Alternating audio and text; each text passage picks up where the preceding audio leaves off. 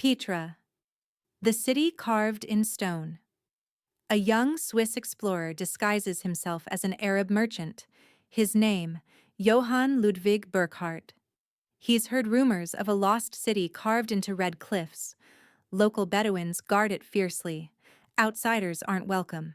He convinces a guide to take him there. They walk through a narrow canyon, walls rising 80 meters on both sides. Then suddenly, the canyon opens, and there it stands. A massive temple facade, carved directly into pink sandstone. Burckhardt gasps, but he can't show too much interest. His disguise might be revealed.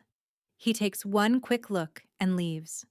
The world had forgotten Petra for over 500 years, but here's the real mystery. Who built this? And why did they carve an entire city into rock? Petra was built by the Nabataeans. Ever heard of them? Most people haven't. They left almost no written records, no grand histories, just stones. But these stones tell an incredible story. Around 300 BCE, the Nabataeans controlled a crucial section of the Silk Road. Spices, silk, incense, everything passed through their territory. They became incredibly wealthy. But they had a problem. Enemies everywhere. Romans to the west, rival kingdoms to the east. So they did something brilliant.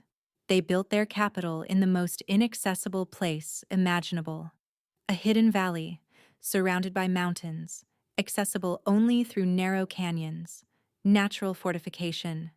And then they went further. Instead of building on the rock, they carved into it. Temples, tombs, houses, all carved from living stone. Why? Maybe because stone buildings can be destroyed. But a city carved into a mountain? That's forever. The most famous structure is Al-Khazneh, the Treasury. You've seen it. Indiana Jones rode past it in The Last Crusade. It's breathtaking. Over 40 meters tall, with intricate columns and statues, all carved from one massive cliff face. But here's what's strange. It's not a treasury. It's a tomb. Whose tomb? We don't know. The Nabataeans left no inscriptions, no names. Just this massive monument. Local legends say it contained Pharaoh's treasure. For centuries, Bedouins shot at the urn on top, hoping gold would spill out. You can still see bullet marks today. But when archaeologists finally examined it, empty. Always was. So why build something so elaborate for an empty tomb? Or was it empty? Did grave robbers get there first centuries ago? Here's what makes Petra truly remarkable. It's in the middle of a desert. Annual rainfall? About 15 centimeters. Yet at its peak, 20,000 people lived here. How? The Nabataeans were water engineers. Genius level. They carved channels into every rock face, collected every drop of rain, built dams, cisterns, and a sophisticated system of ceramic pipes. They turned a desert into a thriving metropolis. Walk through Petra today, and you'll see these water channels everywhere, carved alongside the streets, running through the Sick Canyon, feeding elaborate fountains. In a desert. They controlled water so well that they controlled trade. Caravans traveling through needed water. And the Nabataeans had it. Want to pass through? Pay up? Or die of thirst? Brutal? Maybe. Brilliant? Absolutely. 106 CE. Rome decides Petra is too valuable to ignore. They annex it, make it part of their empire. But surprisingly, they don't destroy it. They add to it. Roman theaters, colonnaded streets, new temples. Petra becomes a fusion city, Nabataean foundation with Roman upgrades. For 200 years it thrives under Roman rule. But then, something happens. 363 CE. A massive earthquake.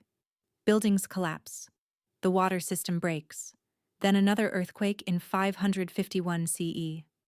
And another in 747 CE. Slowly, people leave. The Silk Road trade routes shift. Petra becomes less important, less populated. By the 13th century, only local Bedouins remain, using the carved tombs as homes and shelters. The world forgets. Again. Today, we've only excavated about 15% of Petra. Most of it is still buried under sand and rock.